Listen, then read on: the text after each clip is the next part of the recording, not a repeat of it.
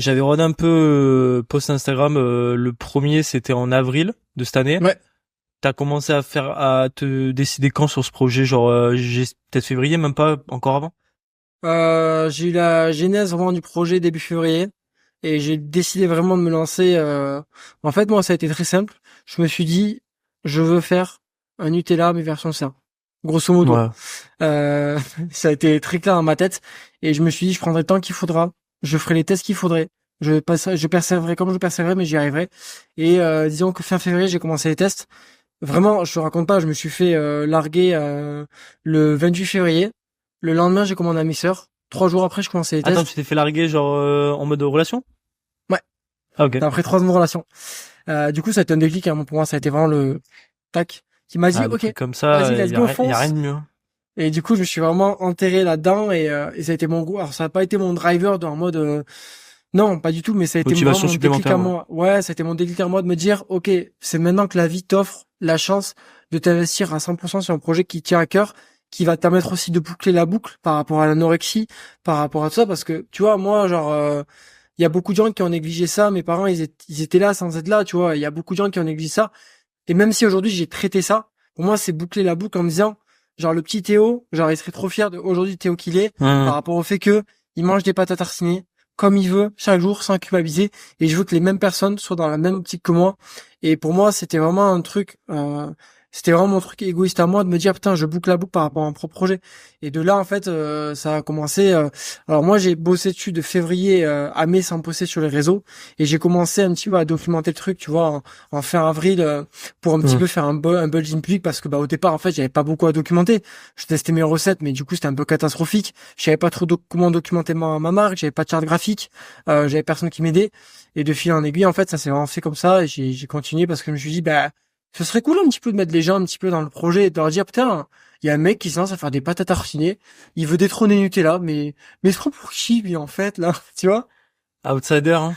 Toujours pareil, Ouais, hein. c'est ça. Donc et bah justement pour en revenir, parce que tu me dis là t'as acheté un mixeur. Moi je pensais que bon certes t'avais fait détester tout de ton côté, mais comment ça s'est passé au niveau du processus de fabrication? Parce que genre j'imagine que c'est pas dans une usine, mais du coup peut-être plus dans un laboratoire que ça se passe. Mais au début toi quand t'as fait les recettes, genre comment tu t'y es pris rapidement? Parce qu'après on va en venir au fait de que t'as enlevé 70% Hmm. de sucre comparé j'imagine à la target, c'est Nutella, ta Ouais. cible. Voilà, que enfin, ton concurrent direct pur avec qui tu t'es basé sur tous les aspects.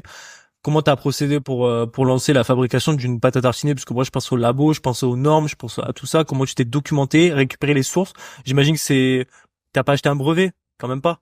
Non. Non, non. Par contre, je Mais me peut-être tu remercie t'es, d'avoir été naïf. Je me remercie d'avoir été naïf parce que j'étais pas au courant du quart de ce que j'ai appris par la suite. ouais, Mais bah, en normal. gros, moi, je suis de base, enfin, quand j'ai commencé en février, tu vois, j'avais mon expertise de coach. Donc moi, j'étais bon pour connaître les ingrédients, calculer les valeurs nutritionnelles et analyser par rapport aux produits que j'achète en supermarché. Donc de là, j'ai posé mon constat de, ok, les pâtes à tartiner classiques qu'on retrouve dans le supermarché, elles ont ça de pas bien, ça de pas bien, ça de pas bien, ça de pas bien. Et moi, je vais essayer de gommer tout ce qui est pas bien et de remplacer par les trucs qui sont bien. Hmm. Et de là, en fait, je me suis dit, ok, je vais remplacer ça par ça et ça par ça. Et si je testé. Et en fait, pendant littéralement jusqu'à juillet, j'ai fait des tests pour trouver les recettes parfaites qui allaient ce côté vraiment très gourmand et qui mettaient en avant du coup des ingrédients beaucoup plus bruts et qui apportaient aussi des choses au corps, notamment généralement en fait le constat il est très clair. On a des pâtes à tartiner classiques qui sont hyper transformées, hyper riches en sucre, très pauvres en protéines, très pauvres en fibres, pas du tout artisanales, pas du tout françaises et qui apportent rien au corps si ce n'est le côté gourmand.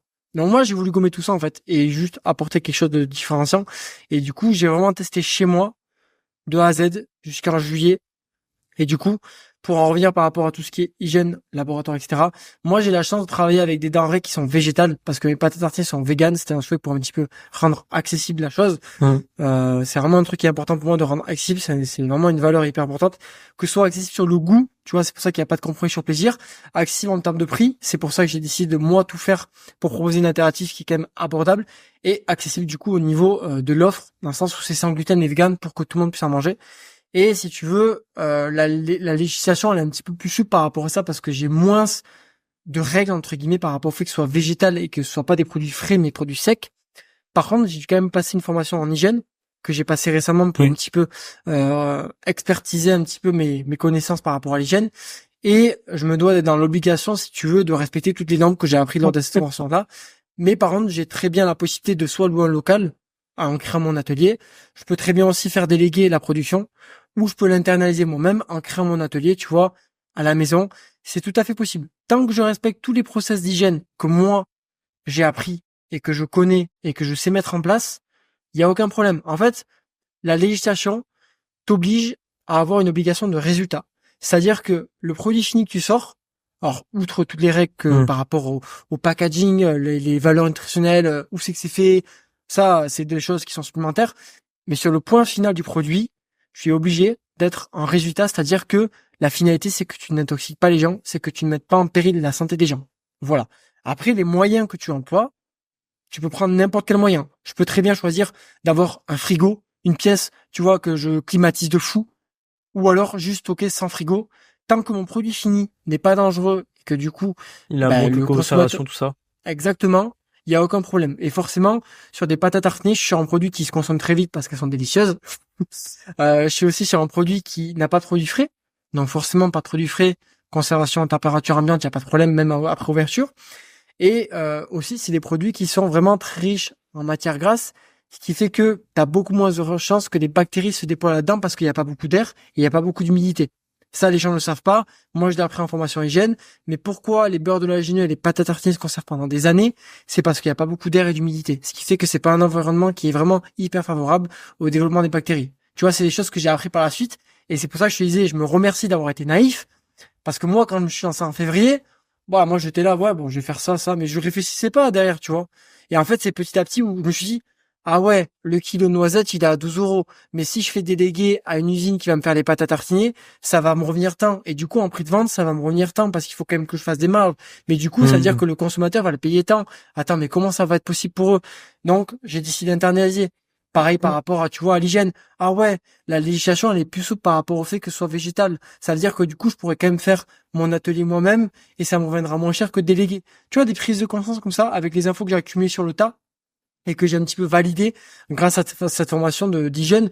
Mais ça m'a vraiment aidé un petit peu et je suis content, tu vois, de foncer sans me poser de questions et à me dire, ok, bon, ça, c'est cool, il faut le prendre en compte, mais c'est pas la prio. La prio, d'abord, c'est mes recettes. Une fois que j'ai mes recettes, c'est ça. Et petit à petit, j'ai enfilé les briques et puis, tout seul, à force de chercher, quoi, tu vois. Bah, en vrai, là, t'es la définition d'un entrepreneur.